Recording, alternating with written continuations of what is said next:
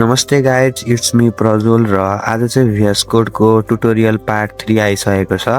Part 1 मा चाहिँ हामीले बेसिक सिकेका थियौँ र पार्ट 2 मा चाहिँ CSS को बेसिक बुझेका थियौँ। आजको भिडियोमा हामी सिम्पल फर्म बनाउने छौँ। म HTML, CSS र जाभास्क्रिप्ट सबैको कोड लेख्ने छु, तर एक्सप्लेनेसन चाहिँ HTML मात्र गर्ने छु है त। CSS र जाभास्क्रिप्टको चाहिँ एक्सप्लेनेसन म नेक्स्ट भिडियोमा डिटेलमा गर्छु। सो पहिला चाहिँ बुझौँ है त, फर्म भनेको के हो। फर्म भनेको चाहिँ युजरबाट लिने डेटा सेक्सन हो, जस्तै नाम, इमेल, पासपोर्ट, मेसेज है। अब यहाँ चाहिँ धेरै प्रकारको फर्म हुन्छ, जस्तै कन्ट्याक्ट पेज भयो, लगइन पेज भयो र साइन अप पेज भयो। यो सबैमा फर्मको युज हुन्छ। अब त्यस पछाडि हामी चाहिँ पहिला आफ्नो प्रोजेक्ट खोल्छौँ।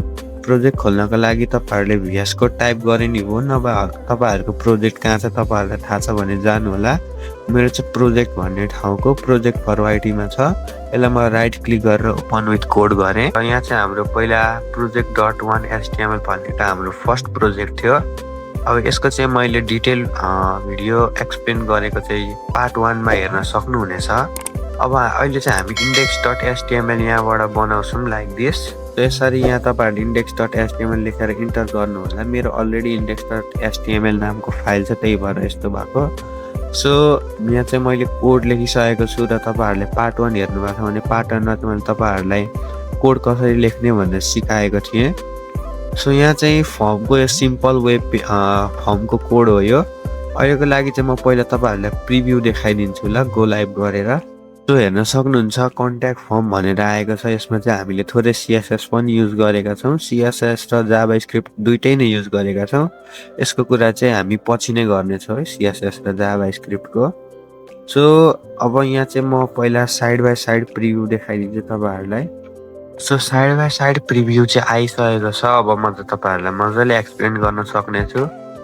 सो हाम्रो डक टाइप भनेको चाहिँ मैले पहिला नै भने जस्तो लाग्छ, यो चाहिँ HTML को डकुमेन्ट भनेर ब्राउजरलाई रिप्रेजेन्ट गराउनको लागि हामीले डक टाइप लेख्छौँ। त्यस पछाडि HTML हेड बडीको कुरा गर्दा चाहिँ हेड भनेको चाहिँ हेडमा पेजको इन्फर्मेसन हुन्छ। जस्तै यहाँ हेडमा चाहिँ हाम्रो सिम्पल कन्टेन्ट फर्म छ, यहाँ पनि सिम्पल कन्टेन्ट फर्म छ। टाइटल यहाँ हेर्न सक्नुहुन्छ, टाइटल सिम्पल कन्ट्याक्ट फर्म यहाँ आइरहेको छ टाइटलमा।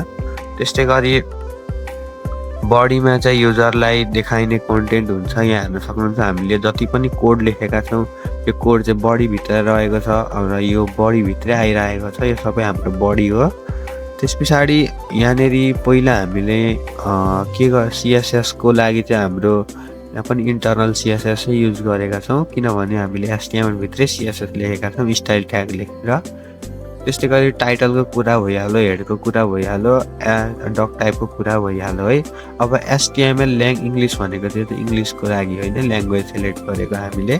त्यस्तै गरी हेडको कुरा भइगयो, त्यसरी बडीको कुरा पनि भयो। H1 को कुरा भनेको हाम्रो हेडिङमा पनि लाइक दिस, यहाँ कन्ट्याक्ट फर्म हाम्रो यहाँ आइरहेको छ। यो चाहिँ हामीले बेसिक कुरामै गरेको थियौँ। अहिलेको लागि चाहिँ हामी फर्म आइडी कन्ट्याक्ट फर्ममा जानेछौँ। यो भनेको चाहिँ हाम्रो फर्म ट्यागले सबै इनपुट ऱ्याप गर्छ। अब यसको चाहिँ खास गरी जाभास्क्रिप्टमा काम हुन्छ है। म जाभास्क्रिप्ट पछि भिडियो बनाएपछि पार्ट 3 अथवा पार्ट 3 रहेको छ हाम्रो, पार्ट 5 तिर जाभास्क्रिप्ट एक्सप्लेन गर्छु, त्यति बेला भनिदिने नै छु। अहिलेको लागि चाहिँ हामी लेभलमा जाउँ। लेभल भनेको चाहिँ यहाँनिर के हो भनेर बुझ्नु भन्दाखेरि लेभलले इनपुटको नाम देखाउँछ युजरलाई क्लियर हुनको लागि है। जसलाई यहाँ फुल नेम जुन छ, यो फुल नेम भनेको यो जुन फुल नेम छ नि, यो चाहिँ तपाईँहरूको यहाँ देखाइरहेको छ नि फुल नेम हो। यही देखाउनको लागि हामीले लेभल लेखेको हौँ। अनि यो BR ट्याग भनेको चाहिँ हाम्रो लाइन ब्रेक गर्नको लागि है। अब त्यस्तै गरी छ इनपुट टाइप टेक्स्ट भनेको चाहिँ यो इनपुट टाइप टेक्स्ट लेखेको छौँ नि हामीले। यहाँ चाहिँ के हो भन्दाखेरि नर्मल टेक्स्ट इनपुट हुनको लागि, जस्तै कि हामी यहाँ नाम लेख्न सक्छौँ नि। जस्तै यहाँ मैले लेखेँ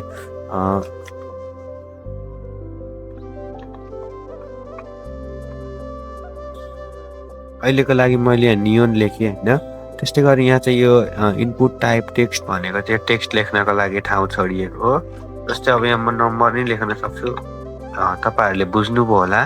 त्यस पछाडि यहाँ छ हाम्रो इनपुट टाइप इमेल छ एउटा, यहाँ हेर्न सक्नुहुन्छ इनपुट टाइप इमेल। यहाँ इमेलको कुरा लेभलको कुरा भइगयो। लेभल भनेको चाहिँ देखाउनको लागि रिप्रेजेन्ट गर्नको लागि। त्यस्तै गरी इनपुट टाइप इमेल भनेको यहाँ हामी इमेल लेख्ने स्पेस दिएको। अनि यहाँ यताको बिआर ट्यागको अर्थ चाहिँ बुझ्नु नै भयो होला, लाइन ब्रेक गर्नको लागि बिआर दिएको भनेर। त्यसरी पासपोर्टको लागि हामीले यहाँ पासपोर्टै लेखेका छौँ। यहाँनिर इनपुट टाइप पासपोर्ट भनेर यहाँ, त्यस पछाडि placeholder is equals to enter passport भनेको, इन्टर पासवर्ड भनेको चाहिँ यही इन्टर पासपोर्ट हो। र इन्टरियर इमेल भनेको चाहिँ यहाँ अलिकति अपेसिटी कम गरेर देखाइएको इन्टरियर इमेल हो। प्लेस होल्डरको काम चाहिँ त्यही हो। अनि यहाँ रिक्वायर्ड भनेको चाहिँ यहाँनिर इमेल हाल्नु होला, यहाँ पासवर्ड हाल्नु होला भनेको। त्यस्तै गरी लेभल मेसेज लेभल बिआर भनेको चाहिँ यहाँ लेभललाई हटाइयो, मेसेज आयो, मेसेज पछि लाइन ब्रेक गरेर यहाँनिर के लेखेको छ, text area place holder right your message जुन छ यो टेक्स्ट एरिया भनेको चाहिँ लङ मेसेजको लागि हुन्छ है। टेक्स्ट एरिया लेख्नुको कारण चाहिँ अब तपाईँहरूले यहाँ चाहिँ प्रायः जसो धेरै वर्ड लेख्न सक्नुहुन्छ। जस्तै हेर्न सक्नुभयो यहाँ चाहिँ धेरैवटा वर्ड आँट्छ टेक्स्ट एरियामा चाहिँ। तपाईँहरूको यो जसलाई के भन्न सक्नुहुन्छ भने लङ मेसेज राख्न, फिडब्याक राख्न, कमेन्ट राख्नको लागि हो। अब जस्तै यहाँ मैले टेक्स्ट एरिया पछि यहाँ एउटा बटम छ सबमिट नामको होइन। यहाँनिर सबमिटमा क्लिक गऱ्यो भने चाहिँ हाम्रो अर्को पेजमा रिडाइरेक्ट हुन्छ होइन। अब यहाँ स्क्रिप्ट एसआरसी script.js छ, यो चाहिँ जेएसलाई लिङ्क गराउनको लागि हो। र मेरो यहाँ जेएस फाइल यहाँ फाल्टै छ हेर्न सक्नुहुन्छ। यसको बारेमा चाहिँ हामी अर्को भिडियोमा कभर गर्नेछौँ होइन। अब त्यस पछाडि फर्ममा हामीले यदि सबमिट क्लिक गऱ्यौँ भने चाहिँ यहाँनिर थोरै फर्मलाई पुरै मजाले नै फिल गर्नु भने चाहिँ म फिल गरिदिन्छु है त।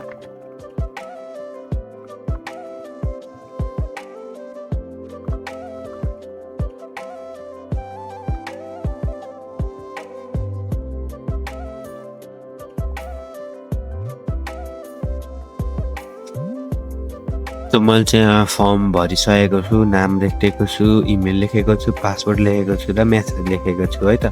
अब चाहिँ मैले सबमिट गरेँ भने हाम्रो फर्स्ट प्रोजेक्टमा रिडाइरेक्ट हुन्छ र फर्स्ट पेजको कोड चाहिँ लाइक दिस यहाँ हेर्न सक्नुहुन्छ। र यहाँ मैले मजाले नै बुझाइसकेको थिएँ। अब यहाँ चाहिँ हामीले नियोन टेक हबमा थिच्यो भने हाम्रो युट्युब च्यानल खुल्छ लाइक दिस हेर्न सक्नुहुन्छ। त्यस्तै गरी फेसबुकमा क्लिक गरेँ भने फेसबुक र ट्विटरमा क्लिक गरेँ भने ट्विटरमा। यसको बारेमा चाहिँ मैले कम्प्लिट डिस्कस गरिसकेको छु। सो इम्पोर्टेन्ट लाइन चाहिँ के हो भन्दाखेरि आज हामीले स्ट्रक्चर मात्र बुझेको छौँ। डिजाइन सिएसएसले हुन्छ र लोजिक जावा स्क्रिप्टले हुन्छ। र स्मल टास्क तपाईँहरूलाई म दिन्छु, फोन नम्बर फिल्ड एड गर्नु होला है त। जसलाई मैले यहाँ इमेल एड गरेँ, पासवर्ड एड गरेँ, त्यसै गरी हाम्रो चाहिँ यो फोन नम्बरको एड गर्नु होला। त्यस पछाडि अर्को चाहिँ प्रोजेक्ट के दिन्छु भन्दाखेरि नि म तपाईँहरूलाई बटमको टेक्स्ट चेन्ज गर्नु होला है त। जुन हाम्रो बटममा सबमिट छ यो सबमिटलाई चेन्ज गर्नु होला है त। कसरी चेन्ज गर्नु हुँदो रहेछ मैले हिन्ट अघि पनि दिएको थिएँ। कोडिङको कुरा गर्दै गर्दा चाहिँ एउटा सिम्पल लाइन छ, एचटिएमएलले बनाउँछ, सिएसएसले सम्झाउँछ र जावा स्क्रिप्टले चलाउँछ। यो लाइनलाई चाहिँ कहिले नबिर्सिनु होला। आजको लागि यति नै। हस्त नमस्ते, जय नेपाल।